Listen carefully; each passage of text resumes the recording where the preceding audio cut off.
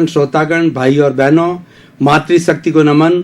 Channel 24+ news के खास, विशेष, मनमोहक, सबको अच्छा इंसान बनाने वाला और सबके प्रति अच्छी भावना रखने वाला, सद्भावना रखने वाला कार्यक्रम पुनरुत्थान में आप सभी का हार्दिक स्वागत है, अभिनंदन है, सत्कार है।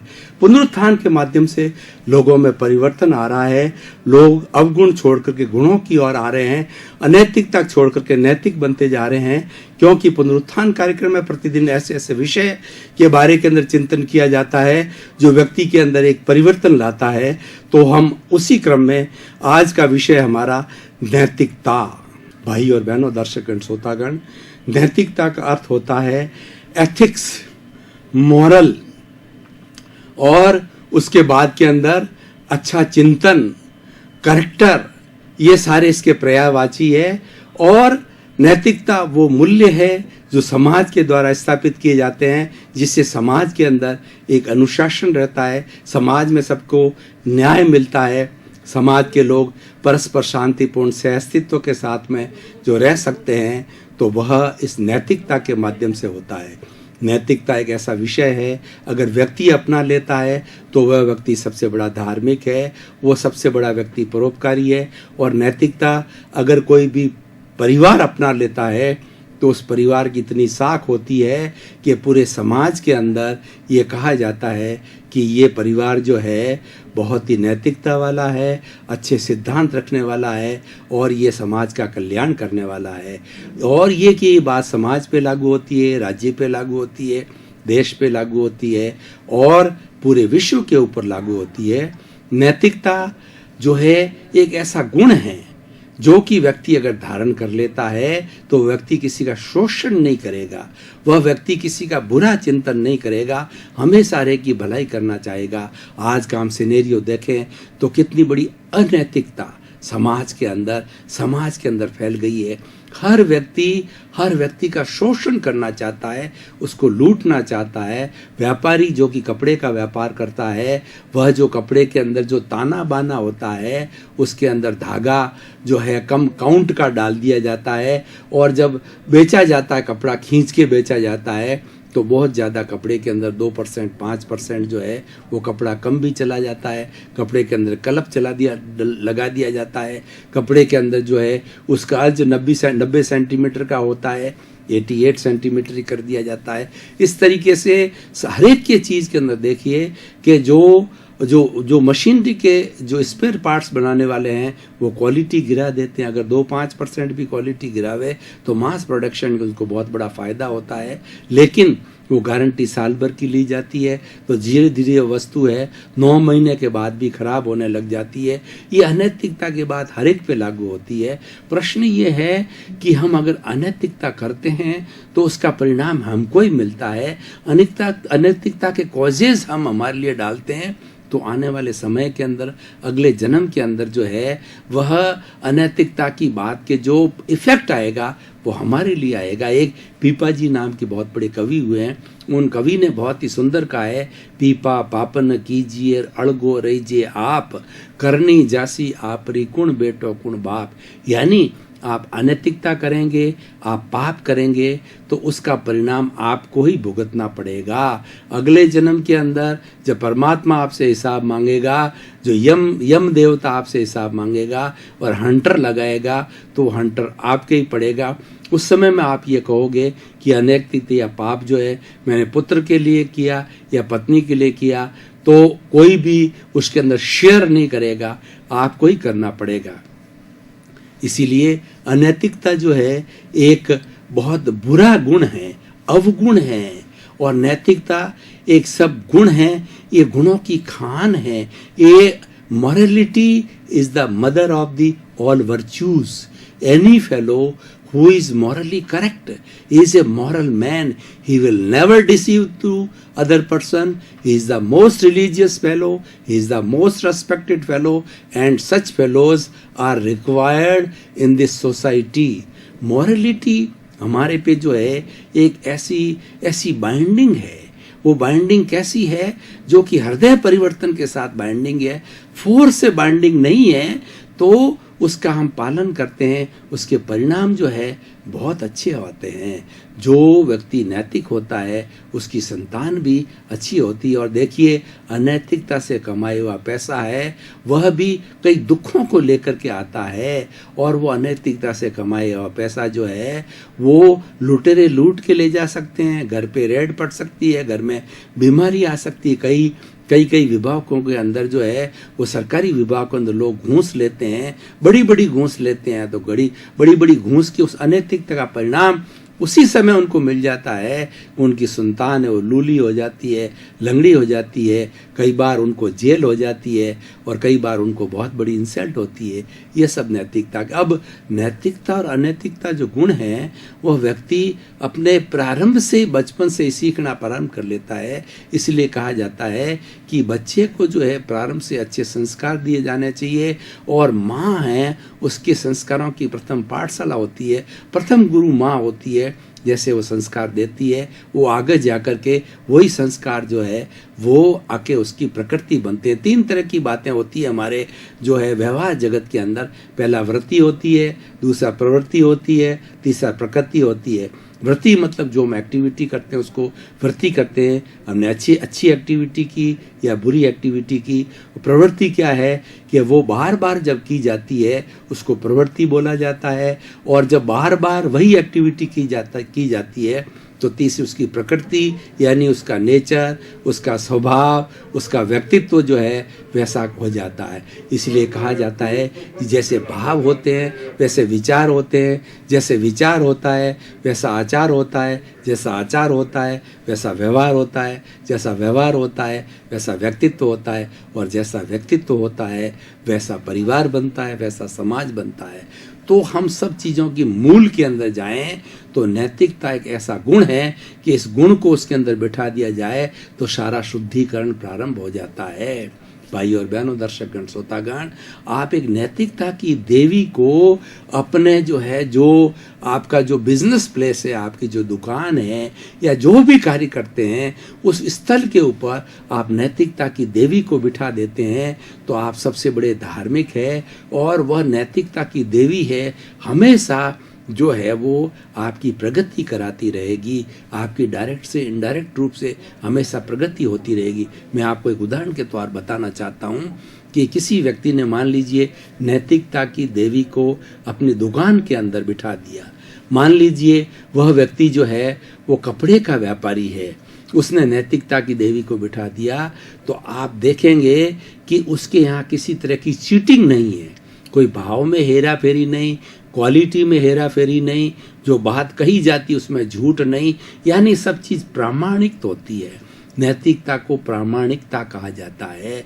अगर वो प्रामाणिक शॉप है तो आप देखेंगे कि धीरे धीरे उस शॉप के ऊपर जो है इतने ग्राहकों का तांता लग जाता है कि उसको जो है वो बात करने भी दुकानदार को फुर्सत नहीं मिलती, सभी ग्राहकों को संतुष्ट नहीं कर सकता, यानी उसकी सेल कई गुना बढ़ जाती है, उसका प्रॉफिट कई गुना बढ़ जाता है। अब देखिए उसने तो एक गुण नैतिकता को अपनाया और उसका कितना बड़ा लाभ हुआ, उसको कितनी बड़ी। अब वो एक उदाहरण आप उसके सामने एक दूसरा उदाहरण लीजिए।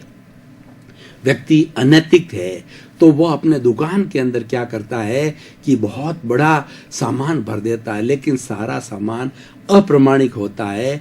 जो भाव कहा जाता है, जो दिया उस पर लिखा हुआ होता है या बोला जाता है, और वो बहुत ज़्यादा प्रॉफिट लिया जाता है। क्वालिटी जैसी कही जाती, डुप्लीकेट चीज़ें रखते हैं और क्या बहुत सी, हालांकि उसके पास में बहुत बड़ा स्टॉक है, लेकिन धीरे धीरे आप देखेंगे कि ग्राहक जब उसके प्रोडक्ट को ले जाके उपयोग में लेते हैं तो वो बात गलत साबित होती है, वो चीज़ डुप्लीकेट मालूम होती है, वो उसकी रेट मार्केट के अंदर है वो इससे ज़्यादा कम होती। धीरे धीरे उस व्यक्ति की पोल खुलने लगती है।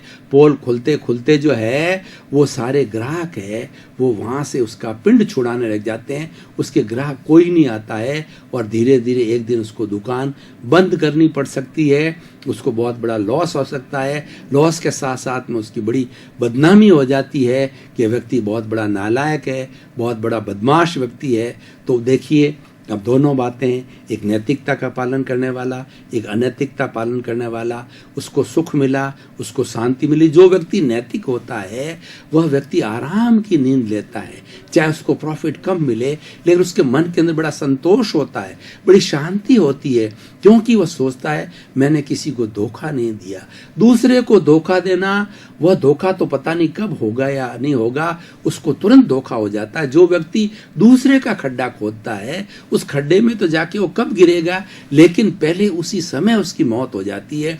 जो व्यक्ति दूसरे का बुरा सोचता है तो दूसरे का तो बुरा होगा या कब होगा, लेकिन जब उसने चिंतन प्रारंभ किया तब से उसका बुरा प्रारंभ हो जाता है। इसीलिए कहते हैं कभी भी नेगेटिव थॉट्स नहीं रखने चाहिए। पॉजिटिव थॉट रखने से पॉजिटिविटी बढ़ती है, और ज्यों ज्यों पॉजिटिविटी बढ़ती है हम मोक्ष की ओर अग्रसर होते हैं। और जितनी जितनी नेगेटिविटी हम रखते हैं उतना उतना पाप हम अर्जित करते हैं। हमारी आत्मा उस पाप से बहुत भारी होती है, और पाप का बढ़ा करीन कभी न कभी जरूर फूटता है। इसलिए कुल मिलाकर के भाई और बहनों, दर्शक गण, श्रोतागण, ये नैतिकता का विषय ऐसा है कि आज हमें एक अच्छा माहौल बनाना है। आज का माहौल चारों तरफ अनैतिकता का है। हर व्यक्ति को लूट रहा है, हर व्यक्ति को बेवकूफ बना रहा है, पर उसको पता नहीं कि मैं बेवकूफ दूसरों को बना रहा हूँ, सबसे ज्यादा बेवकूफ मैं स्वयं को बना रहा हूँ। जितना जितना आप शोषण का कार्य करेंगे, लूटने का कार्य करेंगे, उतने उतने ज्यादा आप शोषित होते जाएंगे, और एक समय ऐसा आएगा कि आपकी दुर्गति निश्चित है, और उसके साथ साथ के अंदर मरने के बाद भी जो है आपका स्थान नरक के अंदर बहुत तैयार है। दर्शकगण, श्रोतागण, भाई और बहनों, हम बहुत चिंतन करते करते गहरे में चले गए थे। अब थोड़े समय के लिए हम ब्रेक ले रहे हैं, ब्रेक के बाद पुनः हाजिर हों।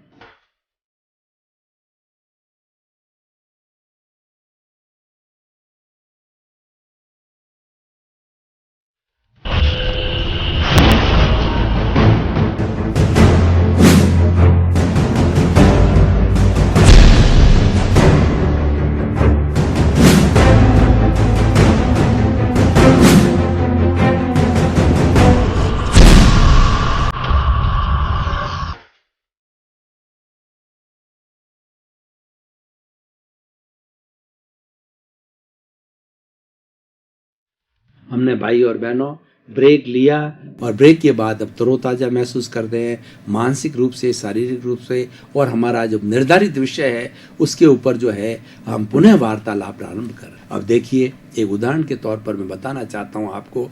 एक मनुष्य है, मनुष्य जीवन कई जन्मों के अंदर अच्छे कार्य करने के कारण, नैतिकता रखने के कारण, और कथनी करने के अंदर कोई अंतर न रखने के कारण, सादगी के सद्भावना से, अच्छे विचारों का मनुष्य जीवन मिलता है। अब मनुष्य जीवन तो हमें मिल गया, लेकिन हम कूट कपट चालू कर देते हैं कि हम तोल माप में गड़बड़ी करते हैं, लेने देने में गड़बड़ी करते हैं हम, और धोखाधड़ी करते हैं, किसी का पैसा दबा लेते हैं, किसी का खा जाते हैं। तो इस तरीके से धोखाधड़ी और ये झूठ माप तोल और ऐसी चीजें हम प्रारंभ करते हैं, तो हमारे भारतीय संस्कृति के स्क्रिप्चर्स के अंदर, धार्मिक ग्रंथों में आया हुआ है कि झूठा माप तोल करता है, कूट कपट करता है, बेईमानी करता है, डिसऑनेस्टी करता है, उसको त्रियंच गति मिलती है। यानी हम 2 पांव वाले से हम 4 पांव के अंदर अगली गति में जाकर के पशुओं के रूप के अंदर हम जन्म लेते हैं। ऐसा हमारे भारतीय शास्त्रों के अंदर बताया गया है। इसलिए बंधुओं, जो नैतिकता है ना, जीवन में प्रारंभ से रखनी चाहिए। अनैतिकता की तरह कभी भी चिंतन नहीं करना चाहिए। और कोई हम ये होता क्यों है, ये संगत से भी होता है। कुछ ऐसे लोग होते हैं जो कि हमको अनैतिक बना देते हैं। वो कहते हैं कि क्या रखा है, अच्छा कमाओ। उसी व्यक्ति की इज्जत होती है जिसके पास पैसा होता है, पावर होता है। लेकिन वो जो है, वो अनैतिकता से कमाई हुई संपत्ति जो है, उसके स्वयं के लिए दुख का कारण बन जाता है। आजकल क्या होता है कि दुकानों के अंदर, संस्थाओं के अंदर लिखा जाता है honesty is the best policy, और लेकिन उसी स्लोगन के नीचे सारे बुरे कार्य होते हैं तो वो कितना गलत काम है, उसकी जगह तो अच्छा है उनको जो है ये लिखना चाहिए उनको। वो ऐसे हो गए हैं कि dishonesty is the biggest foolishness, ऐसा उनकी स्थिति बन गई है कि वो डिसऑनेस्टी करने लग जाते हैं। जीवन के अंदर कभी भी डिसऑनेस्टी नहीं आनी चाहिए और प्रामाणिकता आनी चाहिए।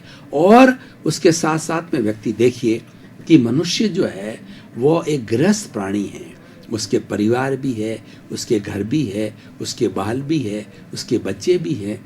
तो उसके अंदर उसको वो धंधा करता है, उस धंधे के अंदर वो किस लिए करता है? मुनाफा कमाने के लिए करता है। लेकिन मुनाफा कितना? वो अपना एक चिंतन वाजिब मुनाफा बताए कि 10% मुझे कमाता है और हर प्रोडक्ट के अंदर जो है वो 10% जोड़ के रखता है, तो ये अनैतिकता नहीं है। क्योंकि उसके दुकान का खर्चा लगता है, बिजली का बिल आता है, सेल्समैन रखे जाते हैं और उसका खुद का परिवार है। ये जो है ये नैतिकता है। जो कुछ भी हमने मापदंड फिक्स किए हैं उसके अनुसार चलना जो है वो नैतिकता है। समाज भी जो है इस तरीके से वाहेबल मापदंड जो है ना वो निर्धारित करती है। देखिए कि सारा जो हमारा समाज है ना, ये गृहस्थ समाज है, ये साधुओं का समाज नहीं है। साधु तो परमार्थ के लिए होते हैं। उनके साधु वह होता है जिसके घर नहीं होता, वो कंचन कामनी से मुक्त होता है, जिसके रसोई नहीं होती, यानी जिसको कोई भोजन ना तो पकाना होता है, और तीसरा उसके कोई भी रिलेशंस नहीं होते हैं, उसके सगे माँ बाप भी। ये कहा जाता है कि ये संसार पक्षी मेरे पिता है, ये संसार पक्षी भाई है। क्योंकि और वो मांग करके खाते हैं, वो लोगों को ज्ञान देते हैं, वो ईश्वर की भक्ति करते हैं, प्रभु भक्ति करते हैं, और वो जो कुछ भी मांग कर खाते हैं वो उनका जो है लेजिटिमेट जो है ना, उनकी आवश्यकता है कि उनको शरीर चलाना होता है, वो बात अलग है। उनको कुछ नहीं करना पड़ता है, लेकिन गृहस्थी को सब कुछ करना पड़ता है। तो समाज ने भी नैतिकता के ऐसे रूल्स जो किए हैं कि जिससे किसी को कोई कष्ट ना हो।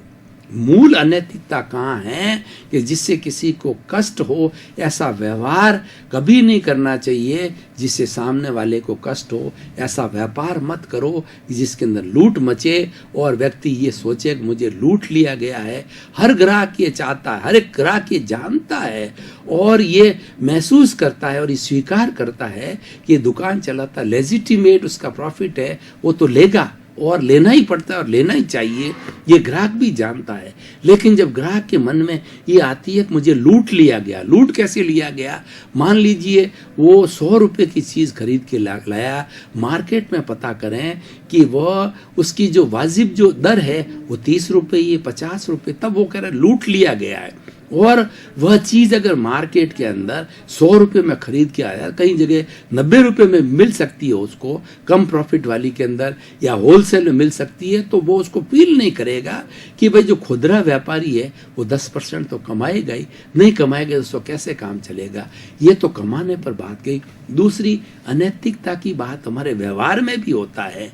घर के अंदर, इस समाज के अंदर स्त्री पुरुष जो है दोनों तरह के लोग होते हैं। तो समस्त जो स्त्रियां हैं, एक स्त्री को छोड़ करके समस्त जगत की जो स्त्रियां हैं, उसको जो स्त्री अपने बराबर है उसको बहन, छोटी है तो बेटी, बड़ी है तो माँ के रूप में, दादी के रूप में, नानी के रूप में उसको दृष्टि से देखा जाना चाहिए, उससे कुदृष्टि नहीं रखनी चाहिए। अब देखिए भाई और बहनों, आज के परिप्रेक्ष्य में देखें कि इस तरीके की अगर नैतिकता समाज में स्थापित हो जाती है, आज समाज के अंदर चारों तरफ टीवी में आप सुनते हैं कि वहाँ रेप हो गया, वहाँ रेप हो गया, वहाँ पर हो गया, तो ये कितनी दर्दनाक भारतीय लोगों के अंदर, जो कि हम ब्रह्मचर्य में विश्वास करते हैं, हम वर्ण व्यवस्था में विश्वास करते हैं, हम जो हमारी आश्रम व्यवस्था में विश्वास करते हैं, हम लोग सद्भावना और नैतिकता में विश्वास करते हैं, और उस देश के अंदर, उस समाज के अंदर ऐसे कुकृत्य होते हैं,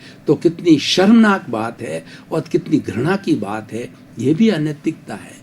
अनैतिकता जो है ना, जितना भी दूषण है, जितना भी जो कि लोगों को कष्ट देने वाला है और जिसको कि समाज ने मान्य नहीं किया है, उसके विरुद्ध जाना है, वो सारी अनैतिकता है। तो हमें एक डिसिप्लिन सिटीजन की तरह समाज में रहना चाहिए, घर में रहना चाहिए।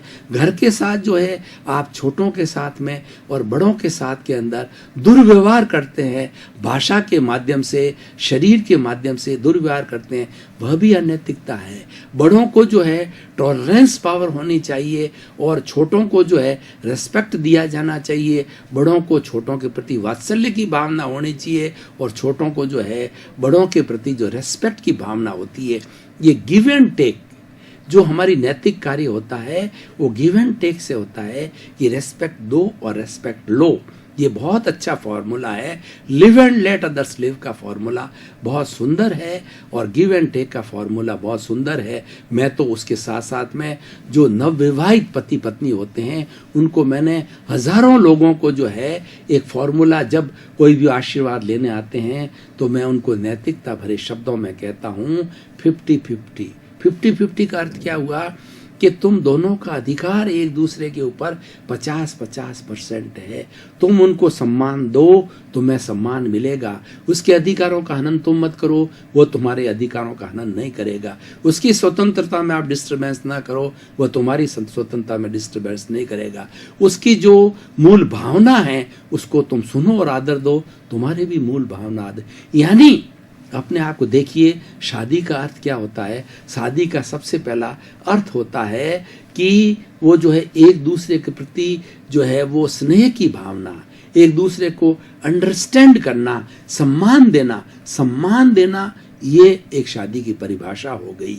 और उसके बाद के अंदर एक दूसरे के साथ में अच्छा व्यवहार करना और फिर तीसरी बात शादी की होती है। इस तरीके से जो है दो लोगों के जो विचार विनिमय का जो है आपस के अंदर होराइजन होता है वो अच्छा होना चाहिए। यानी दर्शकगण, श्रोतागण, आपके प्रति बहुत बहुत कृतज्ञता, आपके प्रति सद्भावना। आप प्रतिदिन पुनरुत्थान कार्यक्रम को बड़े आनंद के साथ, बड़ी संख्या के अंदर और बड़ी एकाग्रता के साथ आप सुन रहे हो। इससे हमारा भी ये प्रयास धन्य हुआ। हमको ये लगने लग गया कि आपको इन चीज़ों के अंदर इंटरेस्ट आ रहा है। जिस व्यक्ति को जिस चीज़ में इंटरेस्ट आता है वह उसकी तरफ नेचुरल रूप से भागता है, और क्यों नहीं भागेगा। पुनरुत्थान कार्यक्रम जो है वह जगत कल्याण की बात करता है। सर्वे भवन्तु सुखिनः सर्वे भवन्तु निरामया। इस संसार के समस्त जगत के सभी जीव को सुख मिले, आनंद मिले, प्रेम मिले, सम्मान मिले। उसी क्रम में आपके प्रति मंगल भावना, शुभकामना।